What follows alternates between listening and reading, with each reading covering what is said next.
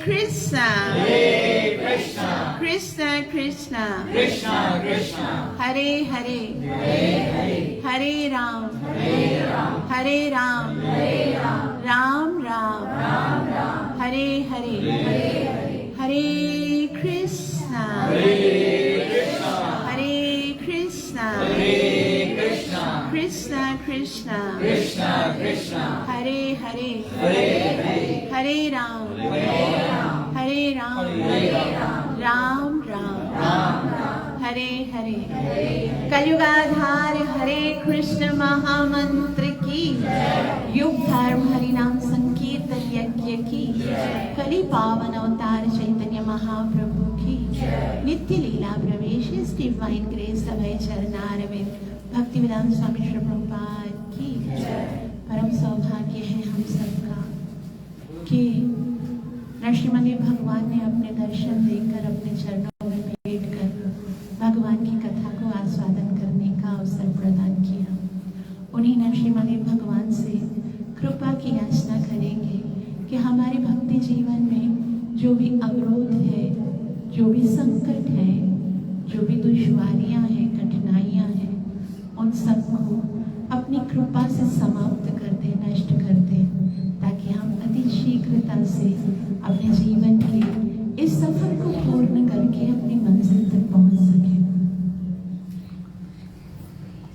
सब मिलकर नरसिम्हा कवच का पाठ करेंगे। सब ध्यान दें और नरसिम्हा भगवान के अपने लिए ही नहीं बल्कि संपूर्ण भक्तों के लिए प्रार्थना करें। सर्व विघ्न विनाशक नरसिम्हा भगवान की, सर्व विघ्न विनाशक नरसिम्हा भगवान की, भक्त वत्सल नरसिम्हा भगवान की, भक्त श्रोमणी प्रहलाद महाराज की, श्री प्रभुपाद की। नरसिम्हा कवचं भक्षे प्रहलादेनोदितं पुरा, सर्वरक्षाकरं पुण्यं सर्वोपद्रवनाशनं, सर्वसम्पत्करं सर्वं स्वर्गमोक्षप्रदायकं, ध्यात्वा नरसिंहं देवेशं हेमसिंहासनस्थितं, विवृतास्यं त्रिनयनं शरदिन्दुसमप्रभं, लक्ष्म्यालिङ्गितवामाङ्गं विभूतिविरूपाश्रितं, चतुर्भुजं कोमलाङ्गं स्वर्णकुण्डलशोभितं, उरोजशोभितोरस्कं रत्नकेयूरमुद्रितं, तप्तकाञ्चनसङ्काशं पीतनिर्मलवाससं, इन्द्रादिसुरमौलिस्फुरन्माणिक्यदीप्तिभिः विराजितपदद्वन्द्वं शङ्खचक्रादिहेतिभिः, गरुत्मताच स्तूयमानं मुदान्वितं, समुत्कमलसंवासं कृत्वा तु कवचं पठेत्, नरसिंहो मे शिरः पातु लोकरक्षात्मसम्भव, सर्वगोपीस्तम्भवास बालं मे रक्षतु ध्वनिं, नरसिंहो मे दिशो पातु सोमसूर्याग्निलोचन, स्मृतिं मे पातु नरहरि मुनिवर्यस्तुतिप्रिय, नासां मे सिंहनासस्तु मुखं लक्ष्मीमुखप्रिया, सर्वविद्यादिपः पातु नरसिंहो रसना मम, वक्त्रं पात्वइन्दुवदन सदा प्रह्लादवन्दित, नरसिंहा पातु मे कण्ठं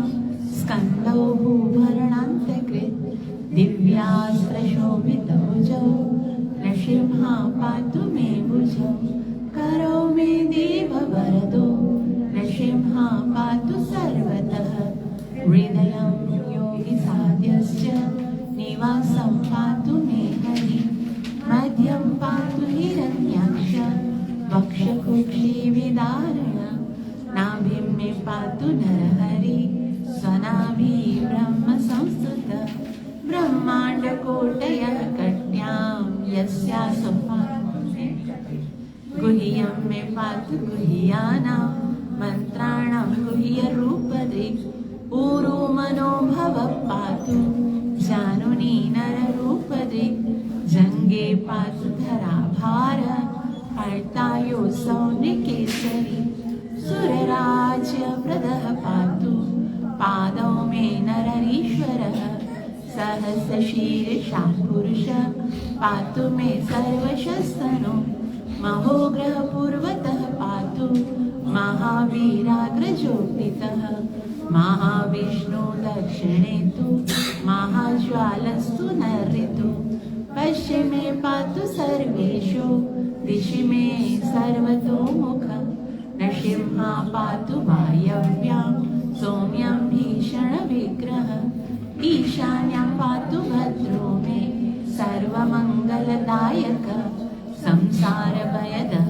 पातु मृत्युर्मृत्युनिकेसरी इदं नृसिंहा कवचं प्रह्लादमुखमण्डितं भक्तिमान् यः पठे नित्यं सर्वपापैः प्रमुच्यते पुत्रवान् धनवान् लोके दीर्घायुरुपजायते यं यं कामयते कामं तं तं प्राप्नोत्य संशयम् सर्वत्र जयमाप्नोति सर्वत्र विजयी भवेत् भूम्यन्तरिक्ष दिव्यानां ग्रहाणां विनिवारणं वृश्चिकोरगसम्भूत विशापहरणं परं ब्रह्मराक्षसयक्षाणां दूरोत्सारणकारणं भुजे वा तालपत्रे वा कवचं लिखितं शुभम् करमूले धृतं येन सिद्ध्येयुः कर्मसिद्ध्यय देवासुरमनुष्येषु स्वमेव जयं लभेत् एकसन्ध्यं द्विसन्ध्यं वा यः पठेत् नियतो नरः सर्वमङ्गलमाङ्गल्यं भुक्तिं मुक्तिं च विन्दति 20सहस्राणि पाठे शुद्धात्मनां नृणाम् कवचस्यास्य मन्त्रस्य मन्त्रसिद्धि प्रजायते अनेन मन्त्रराजेन कृत्वा भस्माभिमन्त्रणं तिलकं धारयेद्यस्तु तस्य ग्रहभयं हरि त्रिवारं जपमानस्तु दत्तं वार्याभिमन्त्र च प्राशयेद्यं नरं मन्त्र नृसिंहा ध्यानमाचरे तस्य रोगा प्रणश्यन्ति ये च स्युकुक्षि सम्भव किमत्र बहुनोक्तेन नृसिंहा सदृशो भवेत् मनसा चिन्तितं यत्तु सतच्चाप्नोत्य संशयं गर्जन्तं गर्जयन्तं निजभुजपटलं स्फोटयन्तं हटन्तं दीप्यन्तं तापयन्तं दिवि भुवि दितिजं क्षेपयन्तं क्षिपन्तं क्रन्दन्तं रोषयन्तं दिशि दिशि सततं संहरन्तं वीक्ष्यन्तं घूर्णयन्तं करनिकर्षत् दिव्यसिंहं नमामि इति श्रीब्रह्माण्डपुराणे प्रह्लादप्रोक्तं श्रीनरसिंहकवचं सम्पूर्णम् सर्वविघ्नविनाशक श्रीमद् भगवान की सर्वविघ्नविनाशक श्रीमद् भगवान की भक्तवत्सल श्रीमद् भगवान की भक्तश्रोमणि प्रहलाद महाराज सब मिलकर गौरव महाप्रभु से आशीर्वाद लेंगे और उनकी कथा में प्रवेश करेंगे। प्रेम से कहिए जय जय श्री चैतन्य जय नित्यानंद जय जय श्री चैतन्य जय नित्यानंद जय जय श्री चैतन्य जय नित्यानंद जय जय श्री चैतन्य जय नित्यानंद जय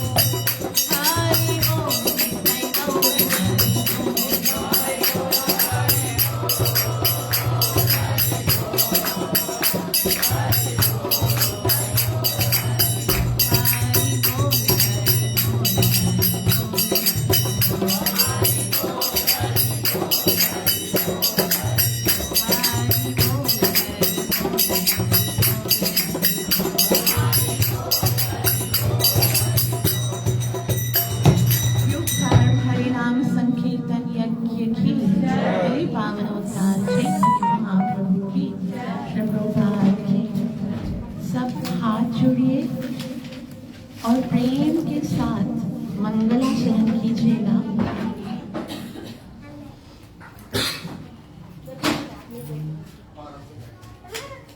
श्रूयतां श्रूयतां नित्यं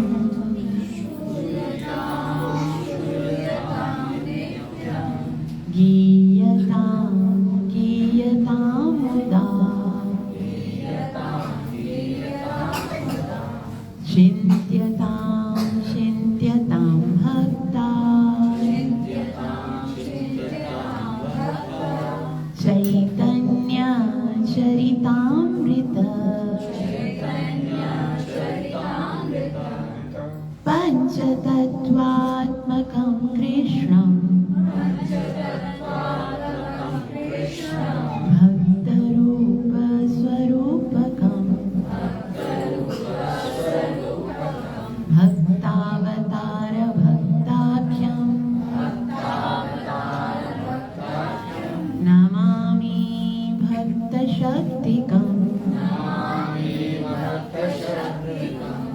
नित्यानन्द नमस्तुभ्यं परमानन्द प्रदायने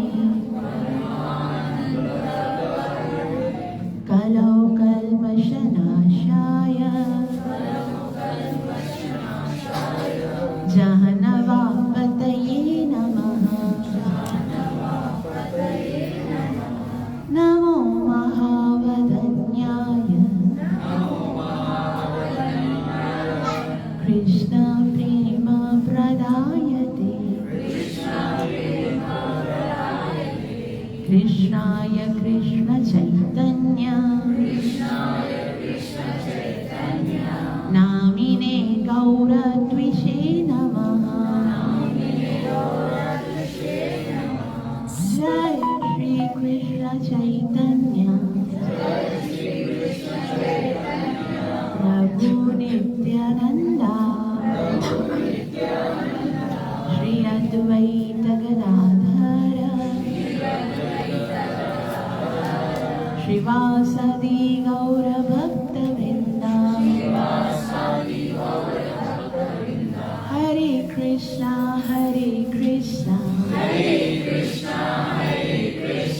कृष्ण कृष्ण हरे हरे हरे राम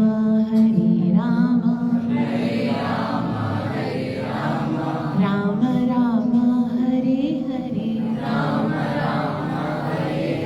ग्रंथराज चैतन्य चरितामृत की हम जो गौड़ीय संप्रदाय से हैं, जिन्हें रूपानुगा कहा जाता है, अर्थात जो राधा कृष्ण की विशेष भक्ति करते हैं और हरे कृष्ण महामंत्र का जप करते हैं, उनके जीवन का सबसे बड़ा धन क्या है जानते हैं? सबसे बड़ी पूंजी, सबसे बड़ा खजाना जो है वो है चैतन्य चरितामृत। हमारे पास ये इतनी अनमोल दौलत है, और ऐसे ही है जैसे किसी के पास बहुत बड़ा खजाना हो लेकिन उसको उसके लॉक उसके पास उसकी चाबी ना हो, पता ही नहीं है क्या है हमारे पास। ऐसा ही ये खजाना है।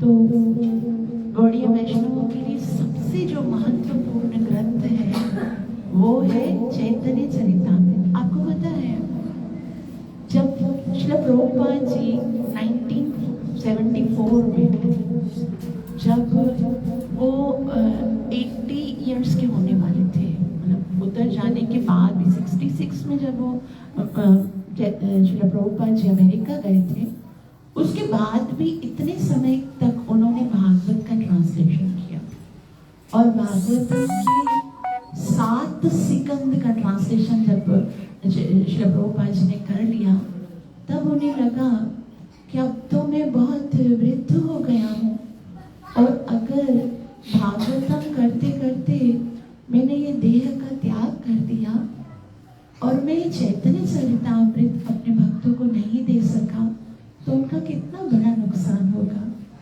इसीलिए श्री प्रभुपाद जी ने भागवतम के अनुवाद के कार्य को बीच में स्थगित कर दिया, रोक दिया।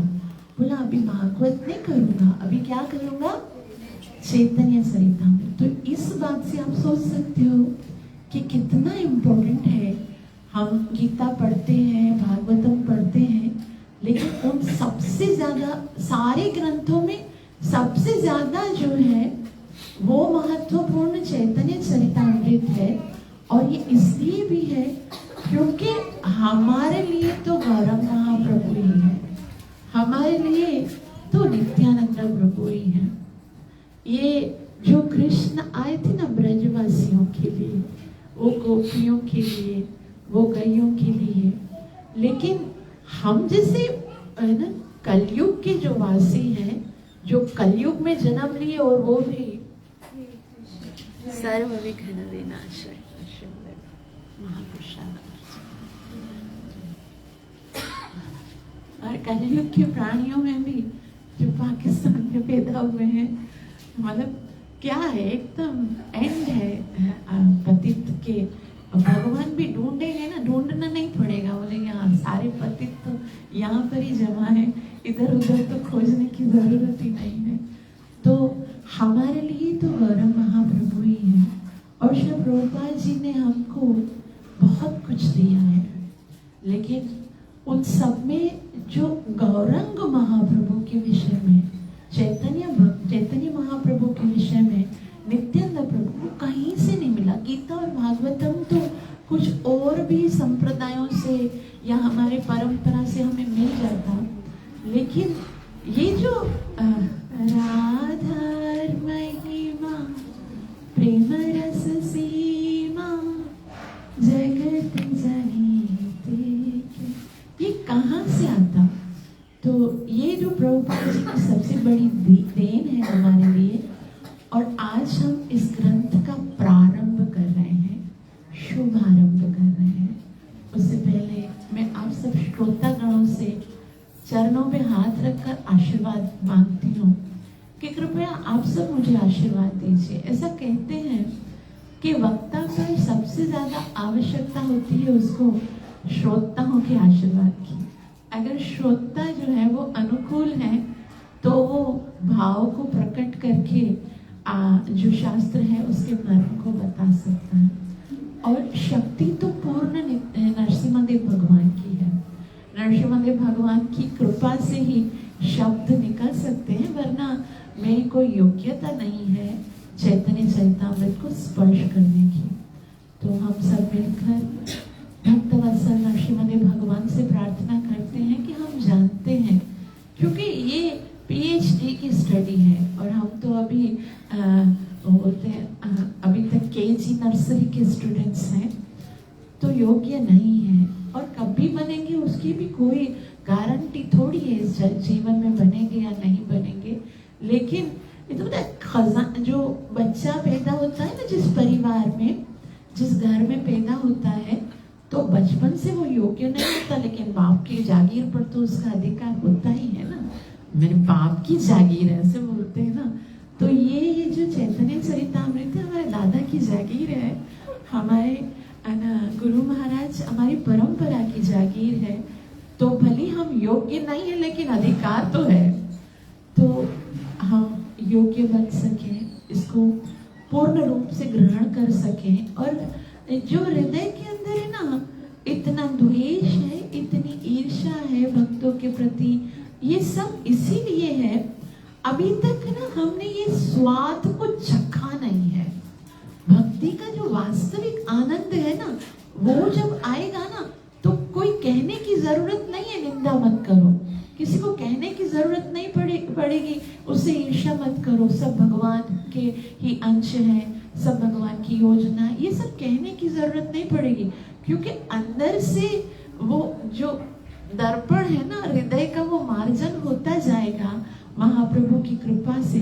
क्योंकि अभी हमने जो मंत्र उच्चारण किया उसमें पहले तो नित्यानंद प्रभु को प्रणाम किया, नित्यानंद प्रभु को प्रणाम करके हमने कहा नित्यानंदा नमस्तुभ्यम प्रेमानंद प्रदायने। नमस्कार इसीलिए कर रही हूँ क्योंकि वो आनंद जो प्रेम करके प्राप्त होता है वो तो नहीं मिला ना अब तक। प्रेम वो हम भक्ति करते हैं एक औपचारिक ढंग से करते हैं। औपचारिक ढंग से मतलब हम मनुष्य हैं तो हमको ना पशुओं की तरह जीना नहीं चाहिए, निद्रा भय मैथुन ये सब नहीं करना चाहिए। औपचारिकता है कि भाई हम मनुष्य हैं तो हमको सुबह को उठना चाहिए और भगवान को भोग लगाना। लेकिन वो प्रेमानंद जो इसी में आनंद है, जिस आनंद को प्राप्त करने के लिए साक्षात भगवान आते हैं, वो आनंद कहाँ से होगा? नित्यानंद प्रदान करेंगे। नित्यानंद नमस्तुभ्यम प्रेमानंद प्रदायने। और उसके अलावा जो कलयुग के इतने सारे हृदय के अंदर अनर्थ हैं, वो कलाओ कलमश नाशाय, वो कलयुग के सारे कलमश हैं, जो अपवित्रता है, जो हृदय के अंदर अनर्थ है, वो सब नाश करेंगे। जानवे पतये नमः। वही अच्छा, यहाँ पर ये सुनकर कितना लगता है कि हमेशा पत्नी की पहचान पति से होती है, लेकिन नित्यानंद जो आदि गुरु हैं उनको बोला प्रणाम करते वक्त जानवे पतये नमः। मतलब उनकी पत्नी कितनी श्रेष्ठ है। वो हमारे गौड़िया वैष्णवों की एक ना बहुत ही सुंदर प्रचारक है। जानवी माता ने जितना सुंदर प्रचार किया है उसकी कोई मिसाल नहीं मिलती हमारे पूरे वैष्णव संप्रदाय में। तो आगे ये नित्यानंद प्रभु ही है जो हमें प्रेम प्रदान करेंगे। और जब श्रील रूपा गोस्वामी ने पहली बार चैतन्य महाप्रभु को देखा, पहली बार जब उनकी मुलाकात हुई थी, तो उन्होंने डायरेक्ट से चैतन्य महाप्रभु को प्रणाम करके कहा नमो महावदन्याय, मैं आपको प्रणाम करता हूँ क्योंकि आप बहुत बड़े दानी हैं। तो महाप्रभु स्वयं को देख रहे थे, मैं तो दानी नहीं हूँ, मैं तो स्वयं भिक्षुक हूँ, मैं क्या दान करूंगा। तो ये बोले नहीं, कृष्ण प्रेम प्रदायने, आप तो वो दान प्रदान करने के लिए आए हो जो अर्पित चरिम चेताम, यानी कि बहुत बहुत काल तक जो किसी ने किसी को दिया नहीं। स्वयं भगवान भक्त का अवतार धारण करके वो भगवान का जो प्रेम है वो प्रदान करने के लिए आए हैं। इसलिए कहते हैं कि नहीं, आप तो सबसे बड़ा दान देने आ रहे हो, और वो दान क्या है? कृष्ण प्रेम प्रदायते। और बोला कि देखो मैं तो साधारण हूँ, मैं भला कृष्ण का प्रेम कैसे दे सकूं। बोले नहीं, कृष्ण आया, आप साधारण थोड़े हो, आप तो कौन हो? कृष्ण आए हो। बोला लेकिन मेरा नाम थोड़ी कृष्ण है, मेरा नाम तो चैतन्य है। बोला कृष्ण चैतन्य नामिने, कृष्णाय कृष्ण चैतन्य नामिने, आपका नाम कृष्ण चैतन्य। बोला नहीं, महाप्रभु बोलते नहीं, आपको मिसअंडरस्टैंडिंग हुई है। देखो आप बताओ कृष्ण कौन से कलर के होते हैं? सांवले होते हैं। और मुझे देखो, मैं तो गोरे रंग का हूँ ना, तो फिर ना मैं कैसे कृष्ण हो सकता हूँ। तभी श्रील रूपा गोस्वामी कहते हैं गौर तुष्य नमः, आप भली गौर होकर आए हो, लेकिन हो तो आप वही कृष्ण हो, इसलिए मैं आपको प्रणाम करता हूँ। तो इस तरह से प्रणाम करते हैं। और हम इस आदि लीला में, चैतन्य चरिता अमृत में आदि लीला, मध्य लीला और अंत लीला 3 सेक्शन है। और आदि लीला में प्रवेश करते हैं हम। आदि लीला में टोटल 17 चैप्टर हैं। कितने हैं? 17 अध्याय हैं और इन 17 अध्यायों को 2 भागों में डिस्ट्रीब्यूट किया गया है। मैं इसलिए बता रही हूँ क्योंकि गीता के बारे में आपको पता है उसमें 18 अध्याय है, भागवतम के बारे में पता है उसके 12 सिकंद है, 335 अध्याय हैं, ये सब पता है। लेकिन चैतन्य चरितामृत को हम बेसिक से सुनेंगे, एक एक श्लोक को हम समझने का प्रयास करेंगे। हो सकता है क्या, क्योंकि नया रहेगा ना, श्लोक वाइज अभी तक महाप्रभु की लीलाएं तो हमने सुनी है, लेकिन श्लोक वाइज अभी तक नहीं पढ़ा है, तो हो सकता है नया होने के कारण थोड़ा सा शुष्क लगेगा। लेकिन ये चैतन्य चरितामृत ही हमें प्रेम करना सिखाएगी। ये चैतन्य चरितामृत ही हमें वो जो भक्ति का वास्तविक भक्त कैसा होना चाहिए वो सिखाएगी। भक्त बने नहीं है अभी, खाली हम उस पथ पर पैर रखा है। और इस चैतन्य चरितामृत हम में से कोई योग्य नहीं है, लेकिन महाप्रभु तो महावदन्य है। वो पात्र अपात्र ना देखे स्थान स्थान, वो नहीं देखते कि कोई पात्र है अपात्र है, ये स्थान सही है या नहीं है। वो तो जिसको देखते हैं उसे करे प्रेमदान, जारे देखी तारे करे प्रेमदान।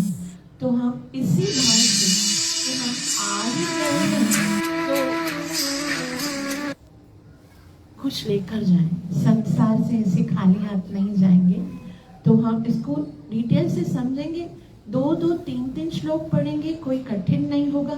लेकिन अब से आप जो आओगे ना, ये सोच कर आना यहाँ मनोरंजन नहीं होगा, यहाँ आत्मरंजन होगा।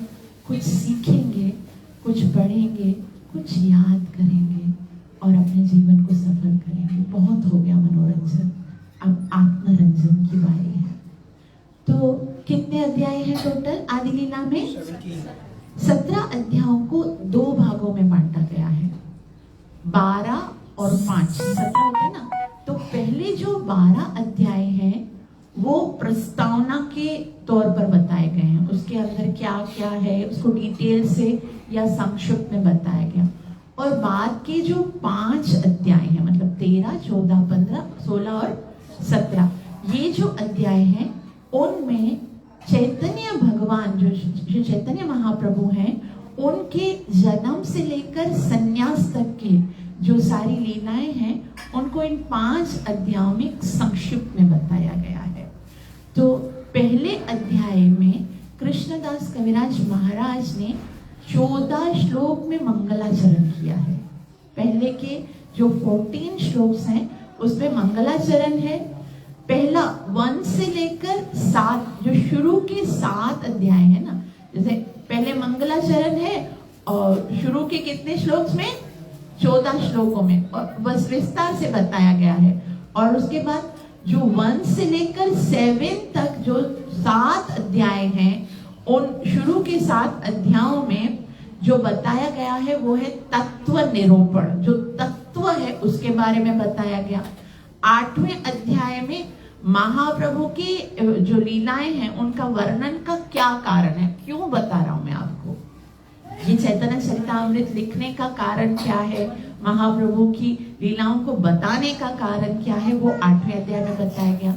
और चैप्टर नंबर 9 से लेकर 12 तक, 9 से लेकर 12 तक जो ये अध्याय है उसमें एक कल्प वृक्ष की बात की गई है। कल्प वृक्ष पसंद है ना सबको? क्या मतलब होता है कल्प वृक्ष का? हाँ, कल्पना करो और वो प्राप्त हो जाए। और वो कौन सा कल्प वृक्ष है जिसमें 9 to 12 में जिसका बताया गया, उसमें बताया गया कि अगर कोई कल्प वृक्ष है तो उसका नाम है भक्ति। हरे कृष्णा कृष्णा कृष्णा हरे राम। तो यहाँ पर कृष्णदास कविराज महाराज बोलते हैं केवल भक्ति ही कल्प वृक्ष है, उसका वर्णन आता है चैप्टर नंबर 9 to 12 में। और चैप्टर नंबर 13 से लेकर 17 तक क्या है, आखिरी के 5 अध्यायों में, पहला 13 अध्याय 13 में महाप्रभु का जन्म है, 14 में महाप्रभु की बाल लीलाएं हैं, 15 अध्याय में महाप्रभु की पौगंड लीला है। अध्याय 16 में महाप्रभु की किशोर अवस्था की लीलाएं हैं और 17 अध्याय में महाप्रभु की यौवन अवस्था की लीलाएं और संन्यास के बारे में वर्णन किया है। ये संक्षिप्त है कि अभी हम इस पहले जो पहला भाग है उसमें क्या क्या पढ़ने वाले हैं उन 17 अध्यायों में। तो पहले ये बात मन में डाल दो, भले समझ में आती है या नहीं आती है, भले पहली बार सुन रहे हो, भले आगे जाकर इवेंचुअली ये बात को साबित तो कर दिया जाएगा, लेकिन एक बात को थाम के पकड़ो अपने विश्वास के साथ, पूरे फेथ के साथ, कि जिसकी कथा हम सुन रहे हैं चैतन्य महाप्रभु वो साक्षात राधा और कृष्ण ही के मिलित अवतार हैं, वो भिन्न नहीं है। श्री कृष्ण चैतन्य राधा कृष्ण नाही अन्य, यानी श्री कृष्ण चैतन्य जो है वो राधा कृष्ण से भिन्न नहीं है, अलग नहीं है, वो एक ही है। तो लगभग ये कहां पर लिखा गया है, 78 उपनिषद ऐसे हैं। कितने टोटल, कितने उपनिषद है हमारे? 108 उपनिषद है ना टोटल। उनमें से 78 उपनिषद ऐसे हैं जिनमें ये बताया गया है कि चैतन्य महाप्रभु साक्षात भगवान श्रीमती राधा रानी और कृष्ण के मिलित स्वरूप है। उनके बहुत सारे प्रमाण हैं जो धीरे धीरे आपको दिए जाएंगे। और बहुत सारे ऐसे पुराण, कितने पुराण है हमारे पास? 18 पुराण। उनमें से कई पुराणों में बताया गया है कि चैतन्य महाप्रभु भगवान है। उप पुराणों में बताया गया चैतन्य महाप्रभु की भविष्यवाणी की गई, यहाँ तक कि वेदों में भी महाप्रभु के बारे में बताया गया। अब क्योंकि ये बहुत ही प्रचंड अवतार है भगवान का, तो इसके लिए, क्योंकि भगवान ने स्वयं को भगवान जनाया नहीं ना, सबके सामने प्रकट नहीं किए ना, इसके लिए वो छुपे हुए भगवान के अवतार है। और आपको पता है 4 वेद में एक वेद का नाम है अथर्ववेद। अथर्ववेद में ब्रह्मा जी जो हैं वो अपने पुत्रों को चैतन्य चरितामृत के बारे में चैतन्य महाप्रभु के बारे में बताते हैं। लगभग 19 श्लोकों में इस बात की व्याख्या की गई है कि किस तरह से भगवान महाप्रभु के रूप में आएंगे। और श्रीमद् भागवतम तो सबसे बड़ा प्रमाण है जिसमें साफ साफ बताया गया, कृष्ण वर्णम त्रिशा कृष्णम सागोपांगस्त पार्षदम यज्ञ संकीर्तनम प्राये यजंती ही सुमेधसा, कि हर किसी को समझ में आएंगे नहीं। ये भगवान के वो अवतार हैं जो यजंती ही सुमेधसा, उसके लिए ना बहुत ज्यादा बुद्धि चाहिए, बहुत सुंदर बुद्धि होगी। मेधा कहते हैं भक्ति को, और सु मतलब सुपरलेटिव डिग्री जब लगाते हैं ना, उससे बढ़कर और कुछ नहीं है। तो संसार वाले तो उससे लगेगा, संसार वाले क्या समझेंगे कि ये तो हरे कृष्णा वाला चर्या मना सजोड़ी हर वक्त क्या करते रहते, हरे कृष्णा कृष्ण कृष्णा हरे हरे राम ये संसार वालों का पॉइंट ऑफ विजन है, उनका ओपिनियन है। और भगवान का ओपिनियन है वही जपेंगे, यज्ञ संकीर्तन प्राय यजंती ही सुमेधसे, ये संकीर्तन यज्ञ वही करेंगे जो सबसे ज्यादा बुद्धिमान होंगे। अब ये हमारी बुद्धि भगवान के ओपिनियन को मानती है या संसार के ओपिनियन को मानती है, वो तो सबका अपना अपना डिसीजन है। लेकिन भगवान ने तो कह दिया कि कलयुग में जो सबसे ज्यादा बुद्धिमान है वो उस भगवान की पूजा करेंगे जो कृष्ण वर्णम। वर्णन का क्या मतलब होता है? कृष्ण के विषय में वर्णन करेगा, कृष्ण के विषय में बताएगा, कृष्ण के नाम के विषय में बताएगा। त्विष आ कृष्ण, लेकिन स्वयं जो है वो कृष्ण नहीं होगा। कृष्ण मतलब क्या नहीं होगा? सांवला नहीं होगा। कृष्ण मतलब सांवला होता है ना। अब देखो अलग अलग ये ट्रिक के साथ खेला जाता है संस्कृत श्लोक में। कृष्ण वर्णम मतलब भगवान कृष्ण के बारे में बताएगा। त्विष आ कृष्ण, स्वयं कृष्ण नहीं होगा। कृष्ण मतलब काला, और काले का अपोज क्या होगा? गोरा। तो वो स्वयं कैसे होंगे? गौर। और कृष्ण वर्णम त्विषा कृष्ण, और आएंगे कैसे? अकेले नहीं आएंगे, और बांसुरी लेकर भी नहीं आएंगे, धनुष बाण लेकर भी नहीं आएंगे, किसके साथ आएंगे? सा गोपांगस्त पार्षदम, नित्यानंद प्रभु, अद्वैत आचार्य, श्रीवास ठाकुर, इन सबके साथ आएंगे और फिर वो जो भक्ति की विधि बताएंगे ना, वो जो संकीर्तन यज्ञ करेंगे ना, जो कलयुग के बुद्धिमान लोग होंगे ना उनको फॉलो करेंगे। तो ये बहुत सारे शास्त्रों में ये प्रमाण दिए गए हैं। तो सबसे पहली बात जो समझनी है चैतन्य चरितामृत को श्रवण करने से पहले वो ये है कि हमको भगवान, हम जो है भगवान के रूप में स्वीकार करना ही है उनको, और हम जो उनको इस भगवान के रूप में स्वीकार कर रहे हैं वो कोई मन घड़त नहीं है। जैसे मैंने आपको बताया कि सारे शास्त्रों का आधार है गुरु, साधु और शास्त्र। कोई भी बात को प्रमाणिक होने के लिए तीन ही की ना सेंक्शन जरूरी है, तीन का ही जो है ना वो बताए अगर कि ऐसा है तो हमें स्वीकार करना है। कौन कौन? गुरु। तो गुरु परंपरा स्वीकार करती है महाप्रभु साक्षात भगवान है। साधु मतलब जितने भी शुद्ध वैष्णव हैं वो सब स्वीकार करते हैं कि महाप्रभु भगवान, और शास्त्र का प्रमाण है कि महाप्रभु साक्षात भगवान है। लेकिन वो इस कलयुग में भगवान बनकर नहीं आए हैं। वो कलयुग में कैसे बनकर आए हैं? भक्त बनकर आए हैं, भक्त के रूप में आए हैं। और भगवान क्यों भक्त के रूप में आए हैं उसके बहुत सारे कारण हैं, लेकिन हमारे लिए इनिशिएशन में मतलब अभी स्टार्ट जो है ना, हम ये समझने कि वो हमें बताने के लिए आए कि भक्त कैसा होना चाहिए। क्योंकि हमको भक्त बनना है ना, तो हमको पता तो चले।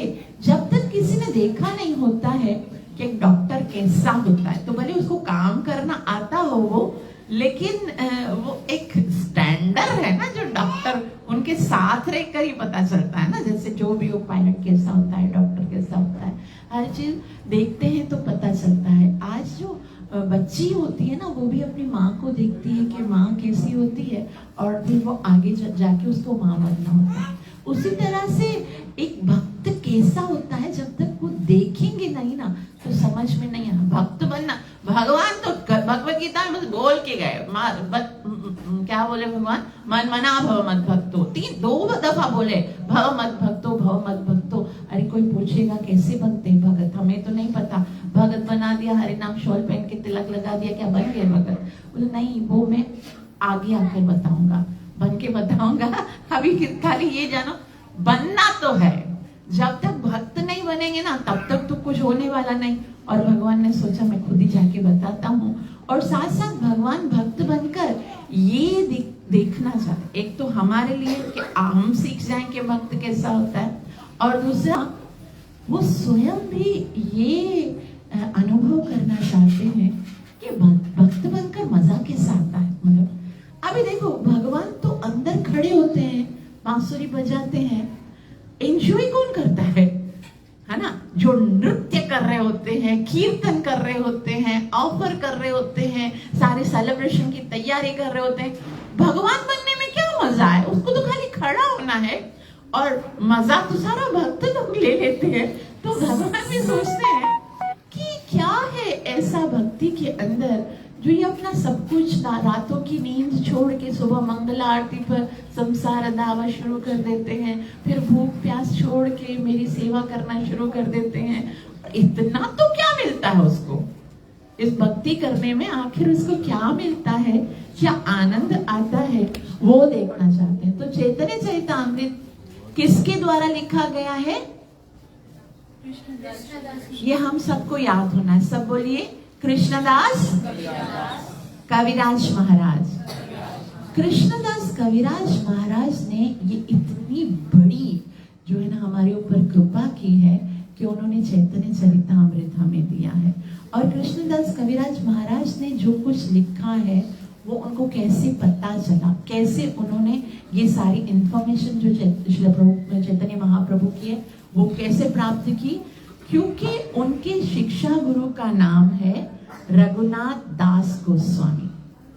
हमारे 6 गोस्वामी है ना, 6 गोस्वामी का नाम किसको पता है? पहले है श्रील रूप गोस्वामी, सनातन गोस्वामी, रघुनाथ दास गोस्वामी, रघुनाथ भट्ट गोस्वामी, जीव गोस्वामी और गोपाल भट्ट गोस्वामी। उनमें से जो रघुनाथ दास गोस्वामी है वो कृष्णदास कविराज महाराज के शिक्षा गुरु हैं और उन्हीं की कृपा से उन्होंने ये सारी अनमोल शिक्षाएं प्राप्त की हैं। और श्री रघुनाथ दास ठाकुर जो हैं वो कहाँ पर रहते थे? वो राधा कुंड पे रहते थे। राधा कुंड जो ऐसा श्रील रूप गोस्वामी बताते हैं कि अगर सबसे श्रेष्ठ कोई स्थान है ना तो राधा कुंड है। वैकुंठ से भी अधिक श्रेष्ठ वृंदावन है, वृंदावन से अधिक श्रेष्ठ वैकुंठ से अधिक श्रेष्ठ मथुरा है, मथुरा से अधिक श्रेष्ठ वृंदावन है, वृंदावन से अधिक श्रेष्ठ गोवर्धन है और गोवर्धन से भी अधिक श्रेष्ठ जो है वो कौन सा स्थान है?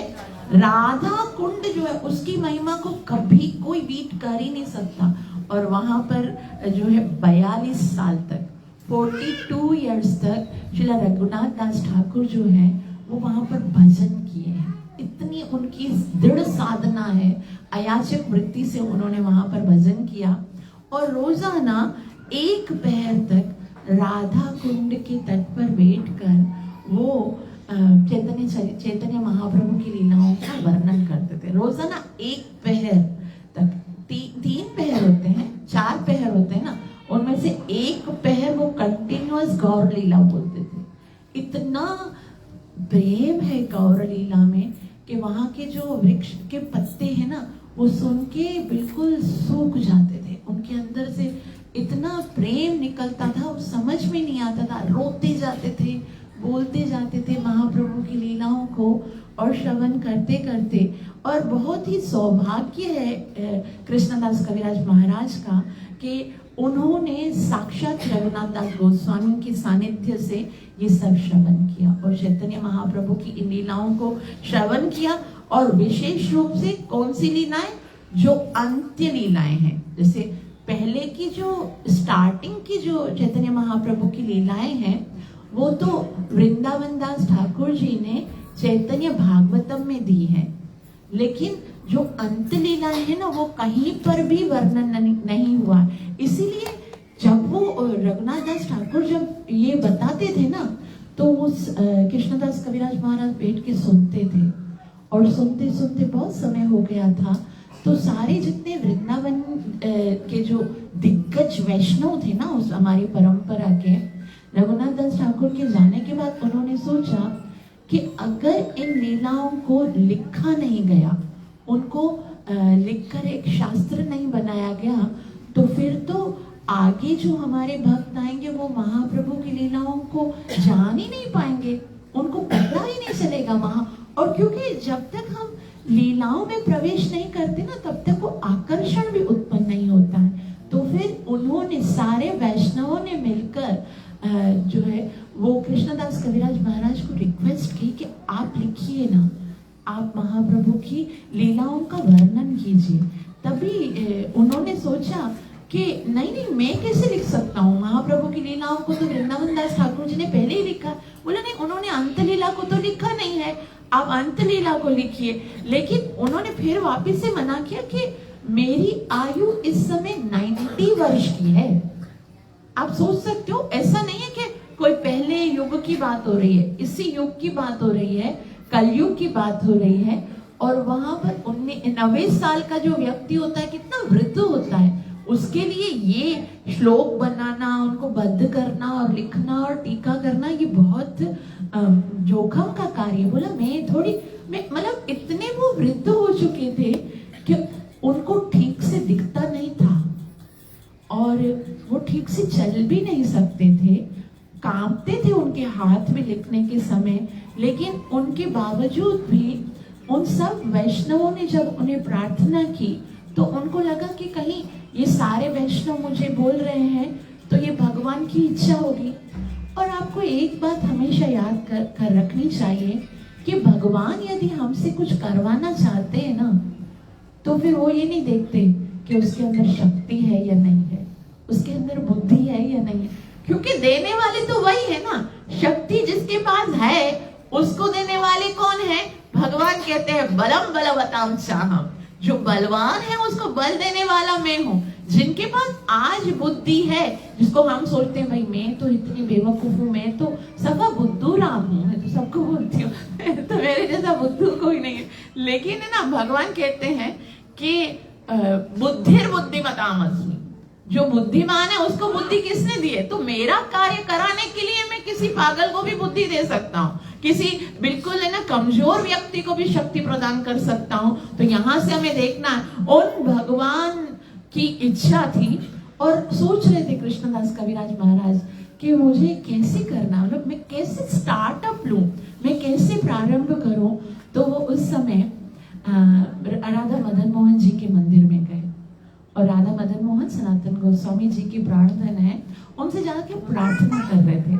और जब वो प्रार्थना कर रहे थे तो भगवान के गले की जो माला है वो अचानक से नीचे उतर गई, मतलब वो बाहर उधर ही प्रार्थना कर रहे थे और माला जैसे भगवान की गले से नीचे उतरी तो पुजारी जी ने कहा कि उनको, वो प्रार्थना कर रहे थे, रो रहे थे कि मैं कैसे करूं, मुझे पता नहीं है, महाप्रभु की लीलाओं का वर्णन कोई सरल नहीं है। तो पुजारी जी ने उन्हें बुलाया कि आप जिस चीज के लिए प्रार्थना कर रहे हो ना, भगवान ने उसके लिए आपको आशीर्वाद दे दिया है और आप वो कार्य बहुत ही निर्विघ्नता के साथ, सरलता के साथ करोगे। और भगवान की वो जो माला है वो उनको पिनाई और तब उनको लगा कि अब मुझे भगवान की कृपा प्राप्त हो गई है। और अब इतने सारे वैष्णवों की कृपा मिल गई और भगवान की कृपा मिल गई, तो उन्होंने सोचा कि अब तो इस कार्य को मुझे करना ही है। हमारी परंपरा में जो एंड में जो वैष्णव है उनका नाम है, क्या नाम है? जगन्नाथ दास बाबा जी। और जैसे पहले कौन है? शुरू में श्री प्रभुपाद जी हैं, उनके बाद भक्ति सिद्धांत सरस्वती गोस्वामी महाराज, उसके बाद गौर किशोर दास। अच्छा, गौर किशोर दास बाबा जी ने एक बहुत ही सुंदर भजन लिखा है। उन्होंने कहा है, गौर आमी मुखे बोले नहीं चले। कि हम लोग हमेशा बोलते हैं गौरंग महाप्रभु हमारे हैं, गौरंग महाप्रभु हमारे हैं, मैं चैतन्य महाप्रभु का हूँ, मैं नित्यानंद प्रभु का हूँ, नित्यानंद। बोला मुखे बोले नहीं चले, खाली बोलने से काम नहीं चलेगा। तो बोला अच्छा क्या करना पड़ेगा? वे कहते हैं गौरार आचार गौरार विचार लोई फले फले, कि महाप्रभु का जो आचरण है और महाप्रभु के जो विचार हैं उनको जब तक हम अपने जीवन में उतारेंगे नहीं ना, जब उनके अनुसार हम जीना नहीं सीखेंगे, जब महाप्रभु के आदेशों का पालन नहीं करेंगे, तब तक हम वो महाप्रभु का होने का जो लाभ है वो प्राप्त नहीं करेंगे। इसलिए खाली मुख से नहीं बोलना है कि मैं महाप्रभु का दास हूँ, मैं चैतन्य महाप्रभु पतितों का उद्धार करने आए हैं और मैं लिस्ट में पहला पतित हूँ, इससे कुछ नहीं चलेगा। महाप्रभु ने जो आदेश दिए हैं ना, उनके अनुसार जीवन को गुजारना पड़ेगा।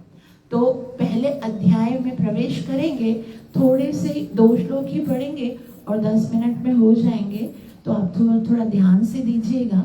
फर्स्ट अध्याय का नाम है गुरु वर्ग। क्या नाम है? उसमें क्या है? गुरु और गौरंग को प्रार्थना है। तो सबसे पहले हम हृदय से प्रार्थना करते हैं कि गौरंग महाप्रभु है, नरसिम्हा भगवान, हे श्री प्रभुपाद जी गुरु महाराज, कृपा करके हमें ऐसी बुद्धि दीजिए, ऐसी योग्यता दीजिए, ऐसी पवित्रता दीजिए, ऐसी योग्यता प्रदान कीजिए कि हम इन शब्दों को समझ सकें और इसका वास्तविक जो अमृत है उसका आस्वादन कर सकें। तो पहला श्लोक आप सब मेरे साथ उच्चारण कीजिएगा और ये मंगलाचरण का श्लोक है। हम सबको ये लर्न करना है और आइंदा से मंगलाचरण में इसको उच्चारण किया जाएगा। ठीक है, सब बोलिए। वंदे गुरु ईश भक्तान ईशामीश वतारकान। वंदे गुरून् ईश भक्तान ईशामीश वतारकान। वंदे गुरून् ईश भक्तान ईशामीश वतारकान। तत्प्रकाशांश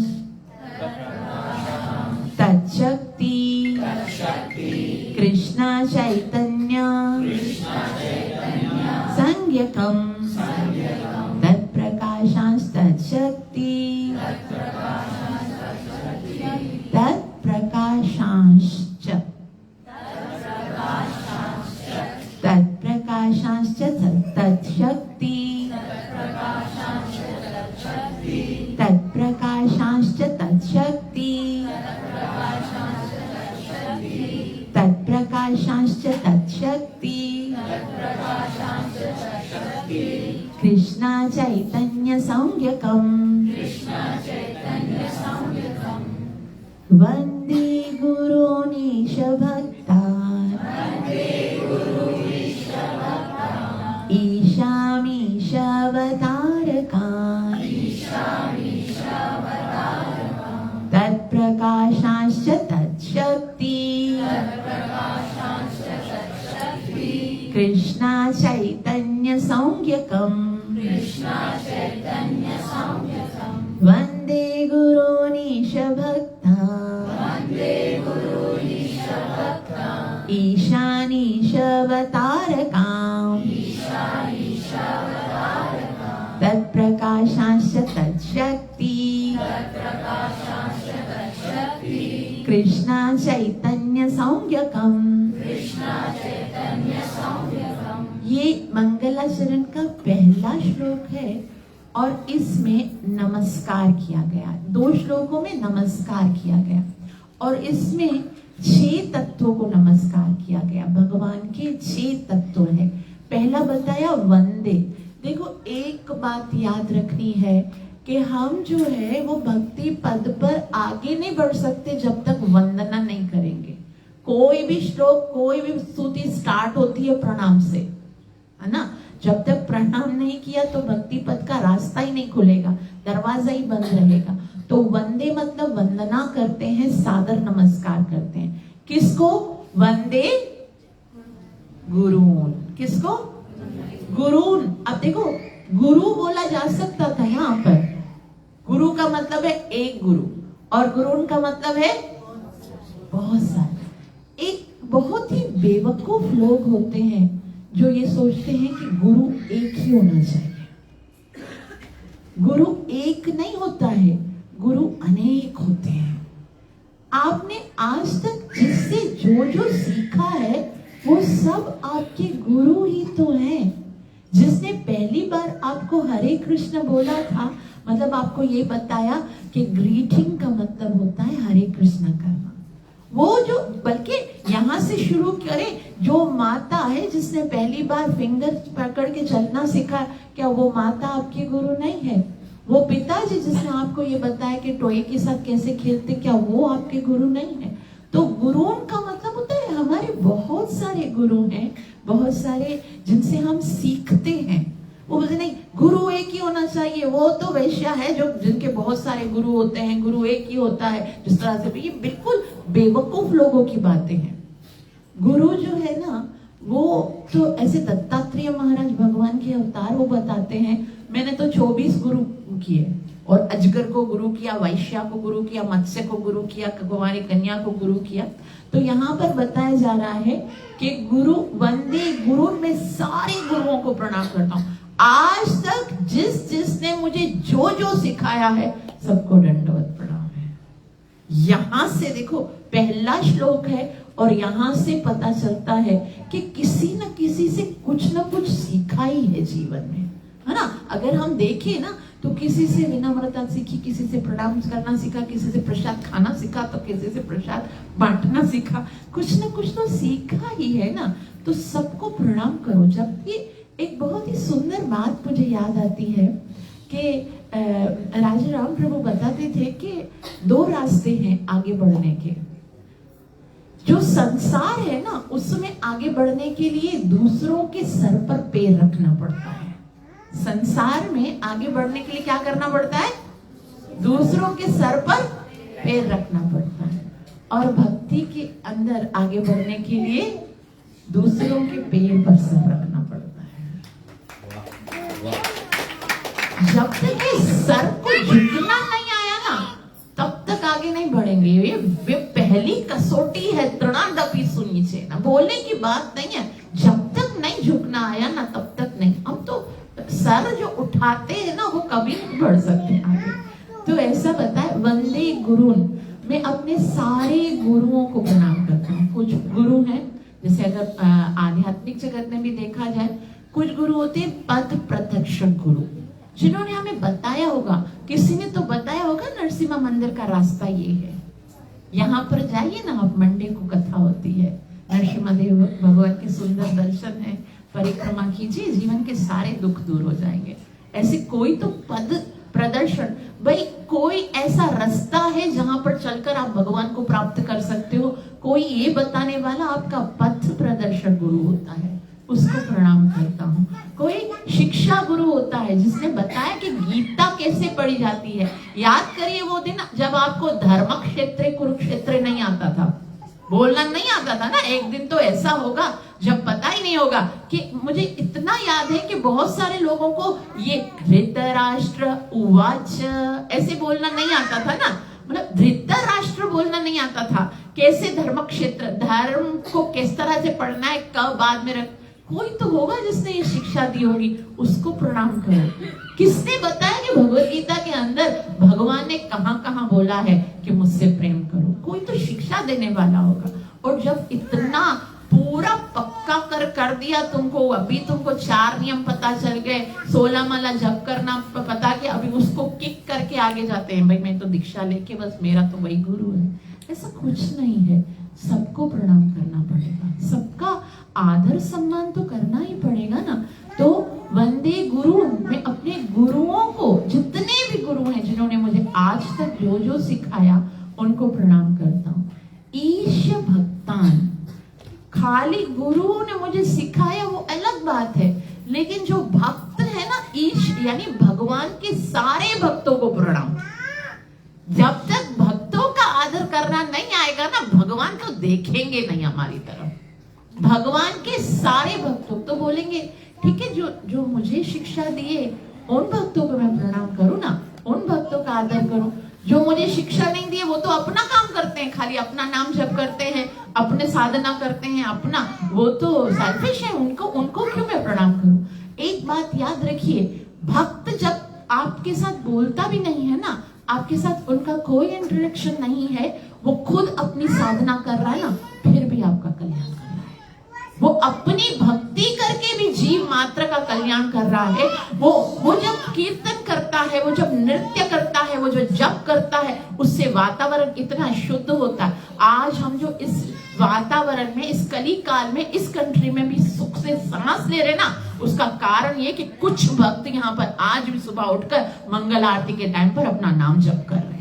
हम नहीं जानते उनको, लेकिन आज अगर हम सुख से बैठे हुए ना, तो ये भक्तों की कृपा है। शास्त्र तो यहाँ तक कहता है, संत ना होते जगत में तो जल मरता संसार। आज थोड़ी सी भी भक्ति में अगर हम उन्नति कर पा रहे हैं, अगर हम शांति से नाम जप कर पा रहे हैं ना, तो ये उन भक्तों की कृपा है। सारे भक्तों के प्रति आदर होना चाहिए। सारे भक्त, हम बोलेंगे भाई भक्त कौन होता है, जो एक बार महामंत्र बोलता है ना वो भगत है। आप कंसीडर करो, बाकी वो पापों में चाहे कितना ही आगे हो, वो अपने भगवान खुद ही जानेंगे, आपस में निपटेंगे, आपसे नहीं पूछेंगे कोई भी भगवान। मृत्यु के समय या जब भगवान आप जब जाओगे ना, तो ये नहीं पूछेंगे कि वो भगत था और वो ये पाप कर रहा था और आप देख रहे थे, नहीं पूछेंगे। आपसे आपका हिसाब किताब पूछा जाएगा। तो दूसरों के दोष देखने नहीं है, हर किसी को भक्त मानो। भगवान Shri Krishna Bhagavad Gita chapter number 5 verse number 18 में बहुत सुंदर बात कहते हैं। पता नहीं कब वो बात हृदय के अंदर सिर्फ श्लोक ही दोहराते रहते हैं। विद्या विनय संपन्ने ब्राह्मणे कविहस्तिनी शुनि चैव स्वपाके च पंडिता समदर्शना। कि जो वास्तव में जो पंडित होते हैं, ज्ञानी होते हैं, वो समदर्शी होते हैं। उनके सामने कोई कुत्ता हो, चंडाल हो, गाय हो, हाथी हो, सबके अंदर भगवान देखते हैं। तो हर किस, और यहाँ तक महाप्रभु ने कह दिया कि हर कोई कृष्ण का भक्त है। कृष्ण भक्ति सिद्ध है ना, नित्य सिद्ध कृष्ण प्रेम, वो तो सिद्ध है, सब भक्त है। आपको आज नहीं दिख रहे, कल नहीं, तो परसों ये भक्त बनने ही वाले हैं। भले आज कोई बड़े से बड़ा एथिस्ट है तो कल भक्त बनेगा, तो हम अगर उसको प्रणाम नहीं करेंगे और फिर उनकी निंदा करेंगे तो कल तो हमें उसमें भी लगेगा ना कि भाई हमने इतना गलत किया। तो सारे ईश भक्तान, सारे भक्तों को क्या करना है, वंदे वाला है ना वो सब पे लगेगा। वंदे गुरु यानी सारे गुरुओं को प्रणाम करते हैं। ईश भक्तान मतलब भगवान के जितने भी भक्त हैं उन सबको प्रणाम करते हैं। उसके बाद ईशम मीशम, ईशम का मतलब होता है, अब पहले देखो गुरु को प्रणाम किया, उसके बाद भक्तों को प्रणाम किया, अब ईशम। ईश किसका बोलते हैं? ईश मतलब भगवान, वो जो परम सत्य हैं, जो संपूर्ण जगत के स्वामी हैं, जिन्होंने संपूर्ण जगत को सृजन किया है, जो संपूर्ण जगत को पालन करते हैं, जो संपूर्ण जगत को प्रलय करते हैं, ऐसे भगवान को मैं प्रणाम करता हूँ। मैं गुरु को प्रणाम करता हूँ, सारे भक्तों को प्रणाम करता हूँ और भगवान को प्रणाम करता हूँ। और खाली भगवान, चलो वो भगवान कौन है? कृष्णस्तु भगवान स्वयं। लेकिन उसके बाद क्या है? वंदे गुरुनीश भक्तान ईशामीशवतारकान। ईशवतारकान, ईशवतारकान मतलब भगवान के जितने भी अवतार हैं, जो भी अवतार हैं, मत्स्य, कच्छप, वराह, वामन, नरसिंहा, जितने भी अवतार हैं उन सबको मैं प्रणाम करता हूँ। सब मतलब यहां से देखना है किसी कोई चूक ना हो जाए, कोई रह ना जाए, सबको प्रणाम करना है मुझे। और उसके बाद भगवान के कितने सारे गुणा अवतार हैं, है ना? जो रजोगुण के अवतार ब्रह्मा जी को कहा जाता है, तमोगुण के अवतार जो हैं वो महादेव को कहा जाता है, सत्वगुण को स्वीकार करके जो अवतार आते हैं वो विष्णु भगवान को कहा जाता है, गुणा अवतार है। भगवान के युगा अवतार है। भगवान बोलते हैं मैं आता हूँ युगे युगे, मैं हर युग में आता हूँ, तो युग अवतार है भगवान के। भगवान के शक्ति आवेश अवतार हैं, जैसे वेद व्यास जी हैं, नारद मुनि हैं, भगवान के बहुत सारे अवतार, मैं सबको प्रणाम करता हूँ। और क्या है? तत्प्रकाशांश तत्शक्ति तत्प्रकाशम, भगवान का प्रकाश है। जैसे भगवान जो है वो अकेले नहीं आते, चतुर्व्यूह के साथ आते हैं, है ना? भगवान वसुदेव, अनिरुद्ध, प्रद्युम्न और शंकरषण के साथ आते हैं। जैसे श्री राम आते हैं, राम, लक्ष्मण, भरत और शत्रुघ्न चारों साथ में आते हैं। तो इस तरह से भगवान के जितने प्रकाश हैं उन सबको अलग अलग, जैसे भगवान बलराम जी के साथ आते तो बलराम जी का जो है ना स्वरूप है उनको मैं प्रणाम करता हूँ, जो आदि गुरु के स्वरूप, जितने भी प्रकाश है ना भगवान के उन सबको प्रणाम करता हूँ। और तत्शक्ति, भगवान की सारी शक्तियों को मैं प्रणाम करता हूँ। तो भगवान की जो मुख्य शक्तियां हैं, 3 शक्तियां हैं, कौन कौन सी है? भगवान की अंतरंगा शक्ति है, अर्थात स्वयं भगवान का धाम, भगवान के पार्षद और भगवान के जो मुख्य परिकरगण है वो भगवान की अंतरंगा शक्ति है। भगवान की बहिरंगा शक्ति है, वो क्या है? ये भौतिक जगत जो बना हुआ है, जो 24 तत्वों से बना हुआ है, वो मेरा नलो वायु खम मनो बुद्धि रेव च अहंकार इतियम, ये सारा भगवान येदम धार्यते जगत, हम सब जीव हैं जो भगवान की परा प्रकृतियां हैं। तो जितने भी सबको कर दिया ना, देखो यहाँ पर किसी को नहीं छोड़ा, भगवान की सारी शक्तियों को, जो अंतरंगा शक्ति है, जो बहिरंगा शक्ति है, जो तटस्थ शक्ति है, मैं सबको प्रणाम करता हूँ। तो यहाँ पर हम एंड करेंगे एक बार फिर से। अब श्लोक समझ में आ गया? वंदे गुरुनीश भक्तान ईशामीशवतारकान तत्प्रकाशांश तत्शक्ति कृष्ण चैतन्य संज्ञकाम, उसके साथ कृष्ण चैतन्य संज्ञकाम। कृष्ण चैतन्य अर्थात भगवान श्री कृष्ण और चैतन्य को, भगवान श्री कृष्ण चैतन्य जो कि चैतन्य के रूप में आए हैं, संज्ञ का मतलब नाम लेकर आए, वो साक्षात कृष्ण ही है, लेकिन नाम कौन सा लेकर आए हैं? कृष्ण चैतन्य। तो उनको मैं प्रणाम करता हूँ। तो यहाँ पर कविराज महाराज जो है पहले श्लोक में मंगलाचरण करते हैं। आप लोग सब तैयार होके आइएगा, आगे बहुत सुंदर सुंदर श्लोक्स हैं, उनको लर्न भी करना है। हरे कृष्णा कृष्णा कृष्णा कृष्णा हरे हरे हरे राम राम राम हरे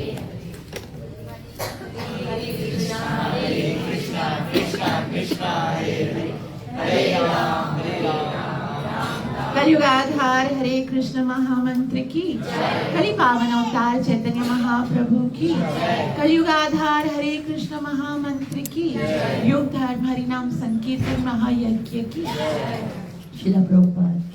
थैंक यू सो मच। मुझे आशीर्वाद दीजिए कि मैं एक अच्छी भक्त बनकर भगवान की सेवा कर सकूं। Thank you so much. थोड़ी देर के लिए कीर्तन करेंगे, आप सब परिक्रमा स्टार्ट करें।